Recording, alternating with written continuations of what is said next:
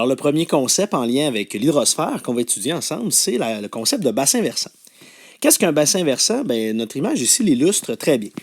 D'abord, un bassin versant, c'est l'ensemble des cours d'eau, des eaux continentales, donc d'écoulement, d'infiltration, ou même tout simplement d'une rivière ou d'un ruisseau, qui vont converger vers un cours d'eau principal, par exemple un fleuve.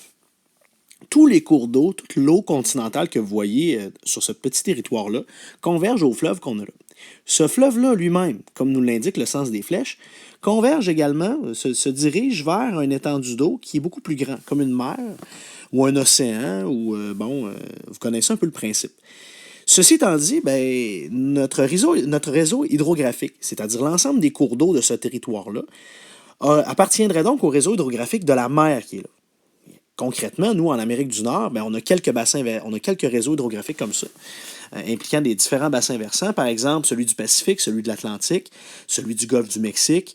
Ça veut dire que tous les cours d'eau qui sont sur ce réseau-là vont éventuellement se jeter dans l'océan en question ou dans l'étendue d'eau majeure en question. Qu'est-ce qu'il y a d'intéressant à analyser avec les bassins versants? C'est le principe d'être en amont et d'être en aval. Être en amont d'un cours d'eau, comme je l'écris ici, c'est être au début du cours d'eau. Par exemple, la ferme qu'on a ici, c'est une ferme parce qu'on voit un petit tracteur, est en amont du cours d'eau. Ça veut dire que si cette ferme-là a des rejets agricoles, en engrais ou autres, dans la rivière, ben, ça va affecter tout le reste des cours d'eau et du petit réseau, du petit bassin versant qu'on a là. Alors l'idée, c'est que tout ce qui est activité industrielle, on va plutôt le placer en aval d'un cours d'eau, c'est-à-dire à la fin. Par exemple, une industrie, comme on l'a ici, qui ont des rejets, que ce soit en eau traitée ou non traitée, ce qui est encore pire, soit dit en passant, bien, il faut que ce soit placé à la fin des cours d'eau. Finalement, il ne faut pas que ça affecte l'infiltration, les nappes souterraines, les nappes phréatiques ou peu importe, les puits artésiens des citoyens, des résidents, des riverains. Alors, dans notre logistique, quand on installe des choses le long des cours d'eau, bien, idéalement, il faut respecter ce principe-là. La présence de l'homme a un impact sur les bassins versants. Le premier impact que vous avez à gauche ici, c'est la déforestation, ce qu'on appelle aussi l'exploitation de la forêt, de l'industrie forestière. Pourquoi ça a un impact? Mais d'abord, les arbres qui sont proches des cours d'eau ont une double utilité. D'abord, ils retiennent le terrain. Si on enlève les arbres, on augmente le risque d'érosion et évidemment de glissement de terrain. Donc, on veut limiter ça le plus possible. Ensuite, le système racinaire des arbres va capturer, d'une certaine façon, certains nutriments, certaines matières organiques.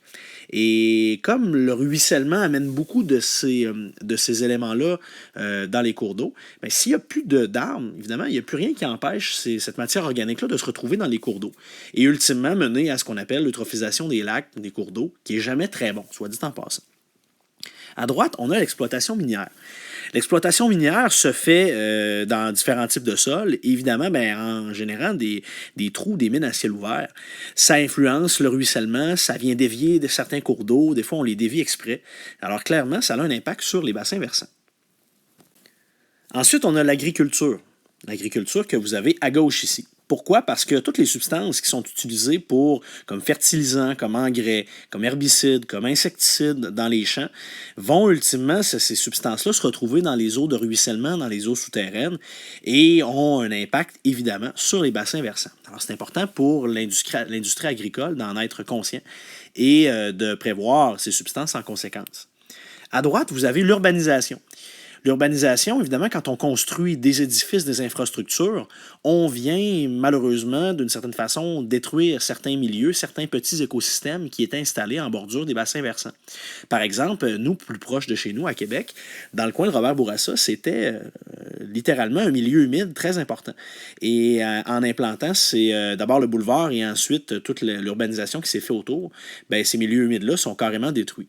Alors, nécessairement, ça a un impact sur les rivières qui sont proches et avoir les bassins versants plus majeurs qui sont situés à proximité de la région élargie de la Couronne Nord de Québec. Dans une perspective un peu plus négative cette fois-ci, bien évidemment, à gauche, vous avez l'industrie pétrolière. Ce qu'on voit là, c'est une raffinerie.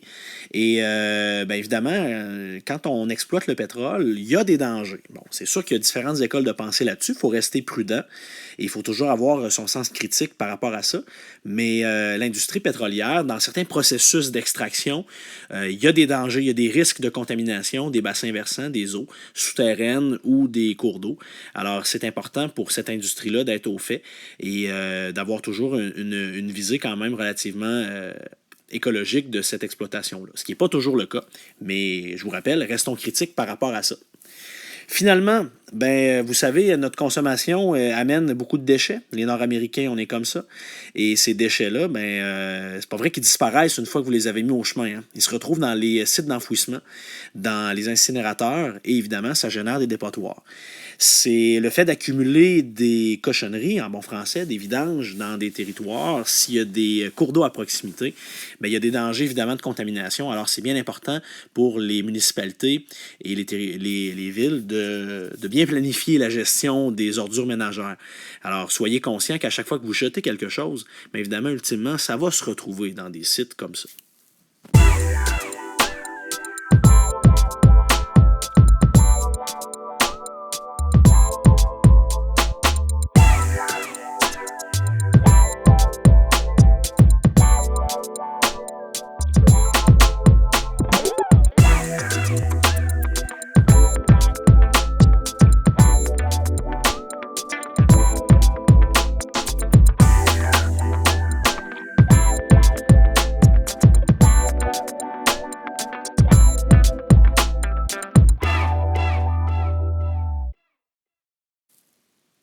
Si on veut éventuellement parler du deuxième concept en lien avec l'hydrosphère, c'est-à-dire la circulation océanique, on va s'attarder sur le principe de la salinité. Salinité, évidemment, ça fait référence à du sel. Quel sel? Évidemment, le sel qu'on retrouverait dans ce qu'on appelle l'eau de mer.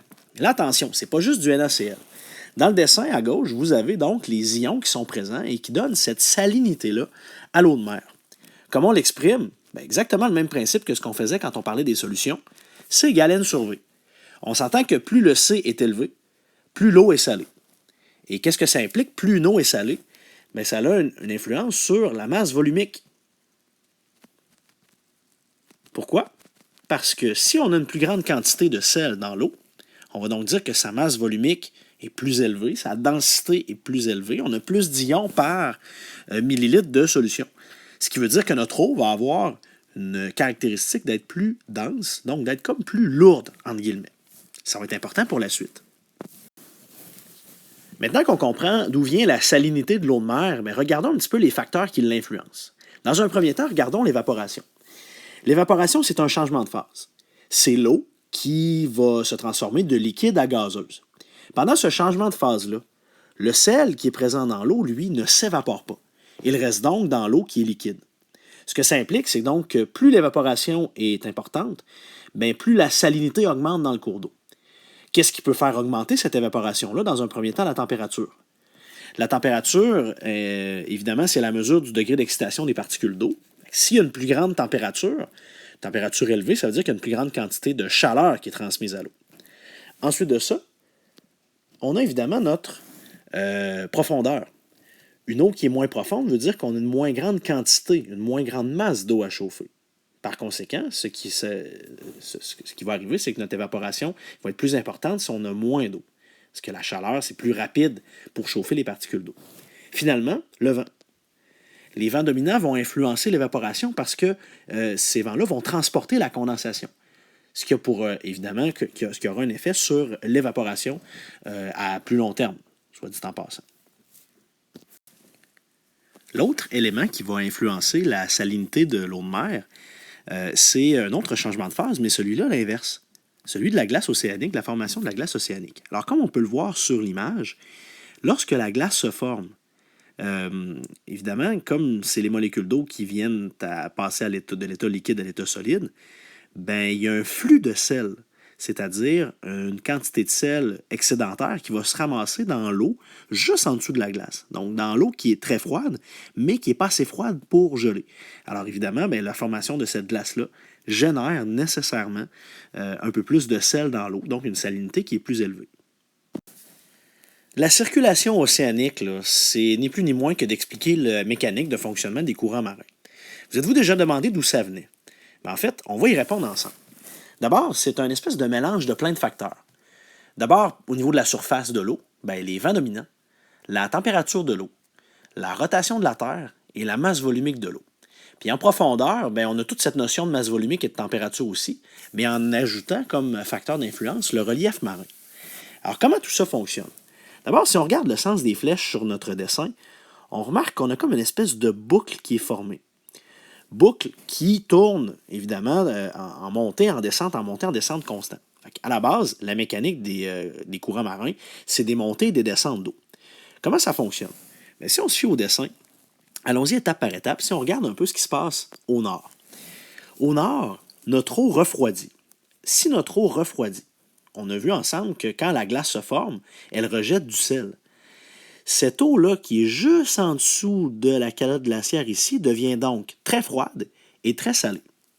Par conséquent, une masse volumique d'eau froide étant légèrement plus élevée, ajoutant à ça la quantité de sel qui s'ajoute à cause de la formation de la glace, notre eau va ni plus ni moins que couler vers le fond de la mer, entraînant avec elle une certaine partie de l'eau intermédiaire et s'en va jusqu'au fond. Cette eau-là se retrouve à frapper d'une certaine façon certains reliefs marins et va donc se surélever pour se réchauffer.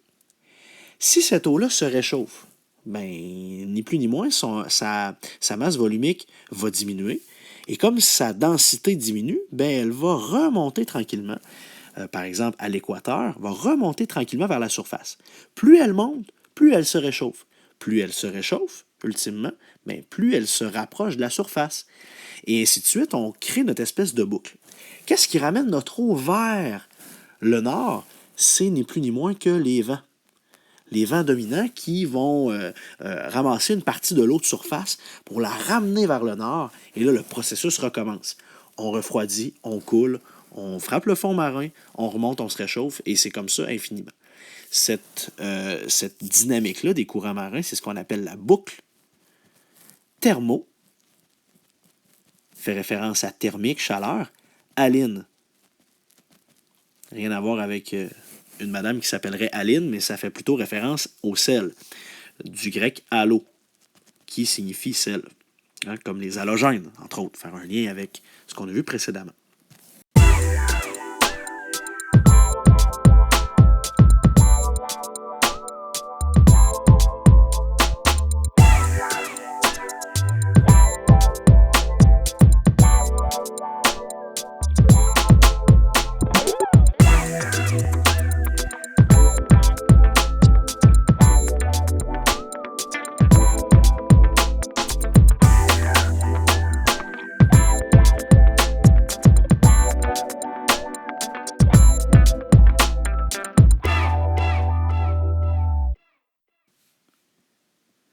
Dernier concept en lien avec l'hydrosphère, c'est le concept de glace.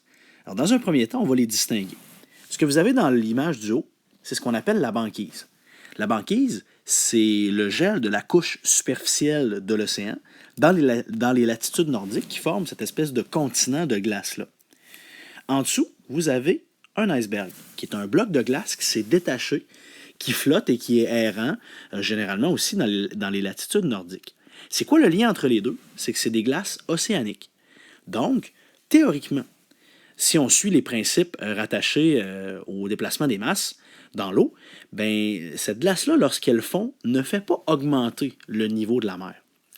Par contre, si on regarde à droite, on a un glacier. Un glacier, c'est littéralement de la glace ou de la neige qui s'est accumulée au niveau des sommets des hautes montagnes. Et ces blocs de glace-là, quand ça fond, bien évidemment, vont glisser vers les cours d'eau, vont glisser vers les étendues d'eau. Et cette eau-là, qui est de l'eau douce, va évidemment faire augmenter éventuellement le niveau des mers. Même si la banquise ne génère pas une augmentation du niveau de la mer si elle fond comme l'avancent certains pseudo-scientifiques là, de manière erronée, sa fonte a par contre d'autres conséquences. Ce qu'on remarque avec le graphique ici, c'est qu'entre 1979 et 2007, bon, il y a des données encore plus récentes là, si vous fouillez un petit peu, la grosseur minimale de la banquise lorsqu'elle se forme a clairement diminué. Ce que ça a comme impact? Bien, évidemment, on ne parle pas de l'augmentation du niveau de la mer, comme je vous le disais tout à l'heure, mais on parle d'autres impacts. Dans un premier temps, c'est clair que pour les écosystèmes nordiques, les espèces qui vivaient sur la banquise, ben, le territoire, évidemment, est différent. Alors ça a un impact. Ensuite de ça, ben, la perturbation de la circulation thermohaline, comme on l'a vu tout à l'heure, de l'eau douce vient s'intégrer un petit peu plus dans la boucle et de l'eau plus froide. Donc, nécessairement, il y a un impact. Ensuite, diminution de l'effet d'albédo. Comme on l'a vu précédemment quand on a parlé du flux d'énergie qui arrivait au niveau de la Terre, dans le bout sur l'atmosphère, bien, les rayons solaires, s'il y a moins de glace, sont moins réfléchis. Par conséquent, certains avancent qu'il y aurait peut-être un effet d'accélération du réchauffement et de l'effet de serre à cause de ça. Finalement, la modification des voies navigables va générer évidemment un impact positif pour ce qui est de la commercialisation ou autres données plus économiques. Par contre, au niveau de la pollution, bien, certains avancent que si davantage de bateaux circulent à ces endroits-là, comme il y a moins de glace, comme on peut le voir dans cette partie-là, possibilité de débloquer des chemins navigables pour les bateaux.